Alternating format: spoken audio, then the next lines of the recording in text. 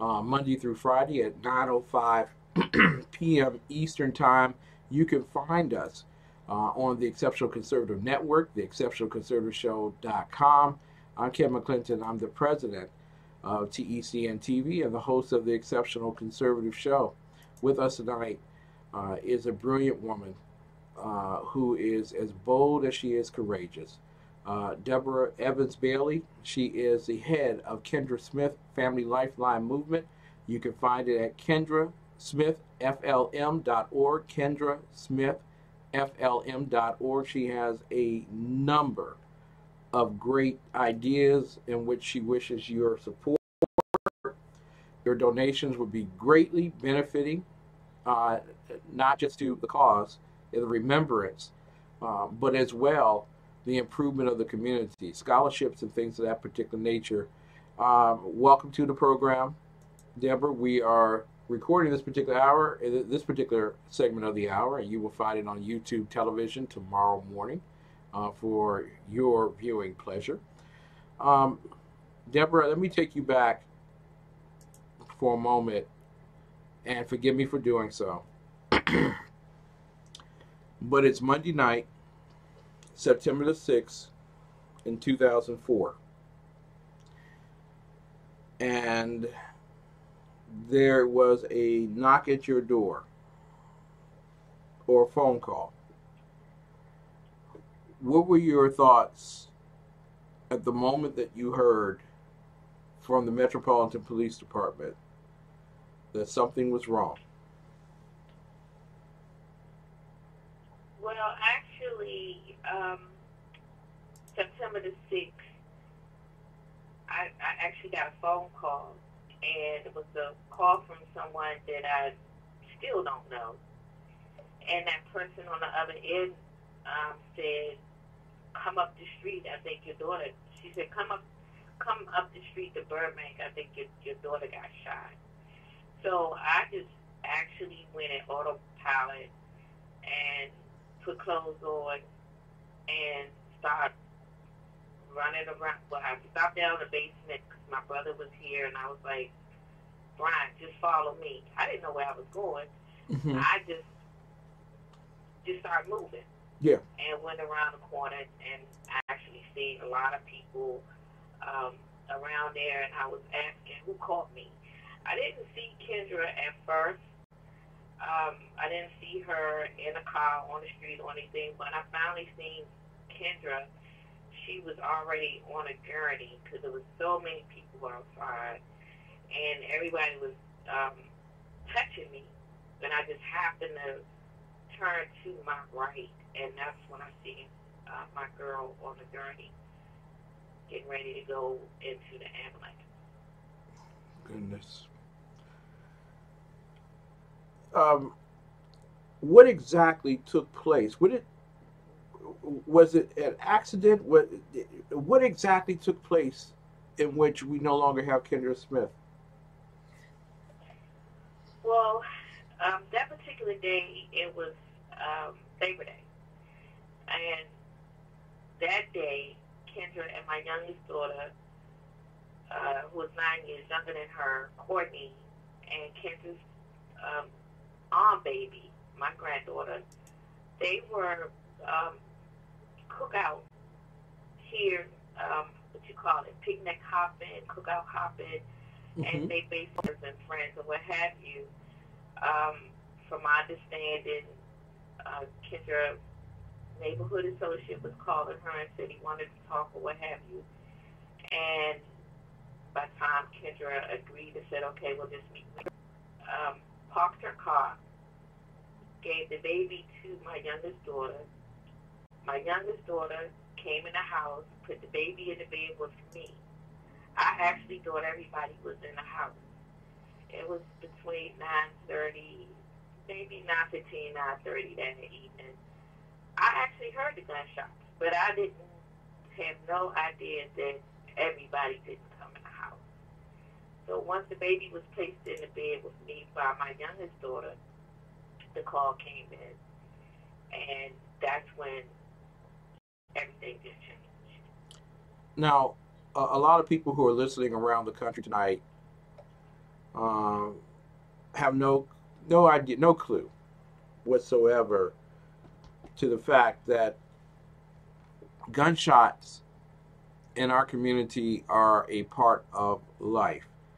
And so when many people listen to us and they hear us say that we heard gunshots and we just went about our lives, um, that's a real part of life. Am I correct? Absolutely. Absolutely. When I first moved into this house, it was a concern because my daughters were much younger. So I just told them, if you hear gunshots, we just duck down. We just got away from the window. And years passed, it has actually gotten better.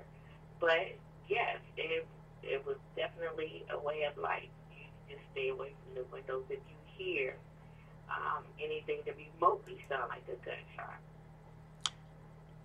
We're talking with Deborah Evans Bailey about her daughter Kendra M. Smith, who was killed on Monday, September the 6th, 2004. Of course, maybe within the month or so, Kendra is buried. What was the reaction of the community to the death of Kendra Smith? Oh, wow, the community. Kendra's murder was devastating to everybody. She was basically the more outgoing than my youngest girl. Mm-hmm. The neighborhood kids would actually come and knock on the door for Kendra, and because she was the type of person she was, she spent time talking to the younger kids in the neighborhood about going to school, education. She was the one who would bring kids over to the house and throw something on the grill. She was the one who would ride the bikes with the kids in the neighborhood. So in the neighborhood, the kids generally admired her. It's probably a better word, because she took time and had conversations, and I had no clue that she gravitated and touched as many people as she did. To this day, I don't even understand how she met the neighborhood associate that she was in the car with. Mm-hmm. I had to ask my youngest daughter, well, where did she meet him from? I just didn't know. Mm-hmm. She was definitely a people person. And as far as the community at large, wow, I don't even know how to answer that question, because Kendra knew so many people. She was a student at Temple University, graduate from Temple. Mm-hmm. So people were coming from everywhere. With her actually going to school in another city, she knew people from different places, and a lot of people came to her funeral. So the community actually did. They grieved as much as I did. Mm-hmm.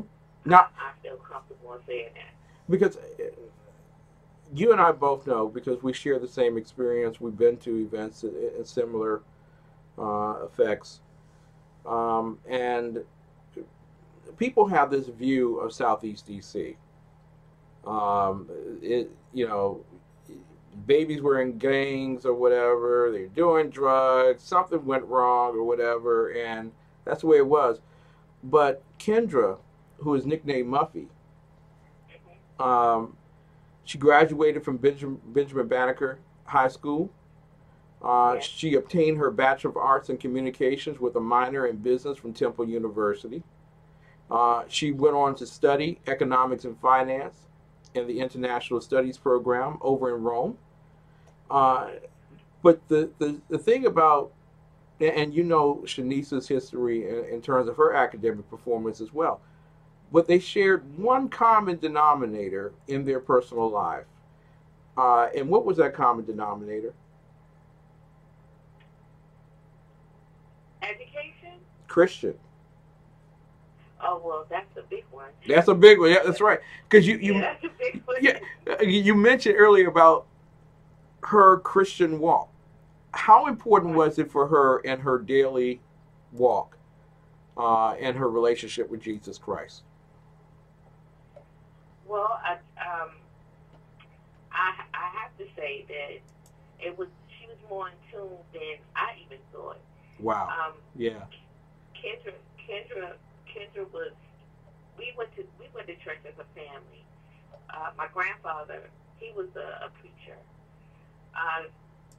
Kendra actually was engaged in the church while she was away in Philadelphia. Kendra had the relationship with my now bishop, preacher then, Reverend then, and I didn't know the extent.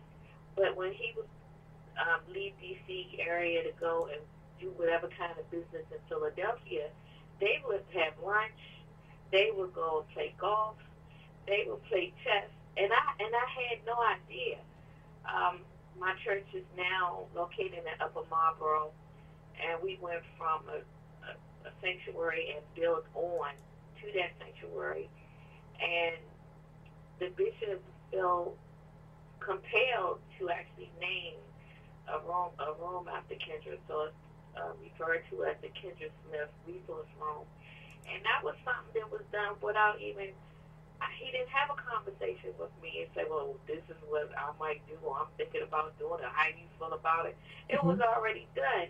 And that was just so heartfelt for me, like, wow, this girl, she was definitely embedded to her Christian walk. She had 3 Bibles in her car when she got shot. Glory be to God. So I'm just, she was definitely in tune to who she was, and everybody in my house knows that we are King's kids. There you go. That's how we did. Exactly. Kendra Mercedes Smith, also known as Muffy, was killed just a little less than 15 years ago, September 7th, 2004, although it's listed as September 6th in official records. I want to move us forward just slightly because Kendra Smith received a great deal of attention in the press. But what was life like for you when the cameras were gone, the reporters no longer called, and there were no longer any candlelight vigils? What was life like for Deborah Evans Bailey? Well,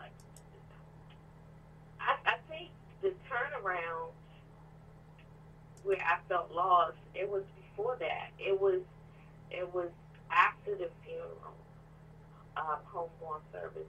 It was after everybody went back to business. It was after people called and stopped bringing food or even asking how I was doing. And I realized at one point, it's nobody here. It's nobody calling. And that's when my breakdown came. Because it was that quiet time, and I didn't have anyone around to talk to me like that. Yeah. But when I realized that I was by myself in the flesh, so it was before the cameras. It was after everybody went on about their business. Did you feel any hurt by the fact that there was an absence of people in your life at that point? Was that one of the motivating forces behind you doing the family movement, the LifeLine movement? Did I feel hurt? Is that what Yes. That's your question? Yes. No, then I didn't care. Then I was mad. Then I was angry. Then I was hurt. Then I was confused.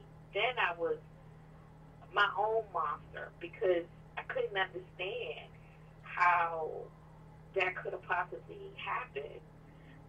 Then I really didn't want to have conversations, but it was comfort just to have someone there. And I know that sounds crazy, but I was crazy. Yeah. Then I was in the midst of so many things that I didn't even understand. And when I say that, I'm saying that my body changed. I'm saying that my hands were peeling, my feet were peeling. I lost a lot of weight because I wouldn't eat. I couldn't eat. I was married at the time, So my then husband was trying to get me out the house, but because she was killed in front of the house, I would not leave. So I went through this big old metamorphosis, if you will, within my own self, because I was trying to figure out how that happened. How do you do what you feel that you're supposed to do? Because for a long time, I was a single parent. Kendra helped me grow up. I had just gotten married 4 months prior to May 1st, 2004. I was all the way at the top of the mountain, just smiling and happy and all of that. And 4 months later, the bullet came, and the bullet messed up everything. And if you listen to me, I said my then husband, I'm no longer married. He was looking for the person that he married, and I knew that she was gone. I knew I changed. Ladies and gentlemen, we are talking tonight with a woman that shares the life experience that Mrs. Biggs and I share. I'm going to beg of you a little bit more of your time this particular evening, because we're coming up about 3 minutes away from a hard break. Would you bear with us and stay with us? Because I have a lot more questions I want to ask you about the prosecution process, the arrest of the gentleman who was involved, and so on. I hope that I don't detain you too greatly. No, I'm fine. That's fine. That's fine. That's fine with me. Deborah Evans Bailey is with us tonight, ladies and gentlemen, with the Kendra Smith Family Lifeline Movement. We talked last week on my program about the fact that there's a scar that opens in your heart when the one that you loved has been taken from you by someone else. And it's difficult really to assess everything with the immediacy, and I know that there's always the most kind and tender words that are offered with every church phrase that's available. But there's also this move of spirit to tell you, why don't you get over it? If we could move forward just a few years, say we move forward 5 years and it's 2009. What was the reaction of people around you? Were they telling you that maybe, you just are grieving too much, or you're hurting too much? How did you deal with the loss of your daughter? Well, I'm going to be transparent. For a while, I drank to it. And I drank to it because I couldn't sleep. And I drank to it because I didn't want to feel. I didn't drive for 2 years. And that's because I had anxiety attacks. And I didn't know that was what was happening until I went to the doctor, and I was like, okay, well, I'm having a problem. I need to change for me. That's when things changed for me. And it's challenging still. It's still like it happened yesterday. But because I had that shift in my thinking, I had to learn my purpose through my pain. I had to actually grow through my growth. I had to appreciate the fact that night I could have lost both my daughters and my granddaughter. So that reality and that shift in my thinking, that's what did it for me. That's when I said, okay, let me stop playing. Yeah. Because this is going to count for something. Her murder is going to count for something. And that's when I put my boots on. There you go. Ladies and gentlemen, I'm introducing you to Deborah Evans Bailey. She is the head of an organization that I hope that you will support and encourage. You can go directly there at kendrasmithflm.org, kendrasmithflm.org. We have recorded this particular segment. We will break away from recording the segment to our live broadcast, and you will have to pick up by going to initlive.tv to watch the entire broadcast. But when we come back, ladies and gentlemen, How does a woman who's lost her little one, because they're always going to be our little ones, how does she react to the fact that the case goes unsolved for over a decade? And how does she deal with it when news comes that there is an answer? We'll be right back with more of the best in urban conservative talk. You are watching the Exceptional Conservative Network on TheExceptionalConservativeShow.com. Boy, did I have a good night's sleep on my Nectar mattress. Did you know sleep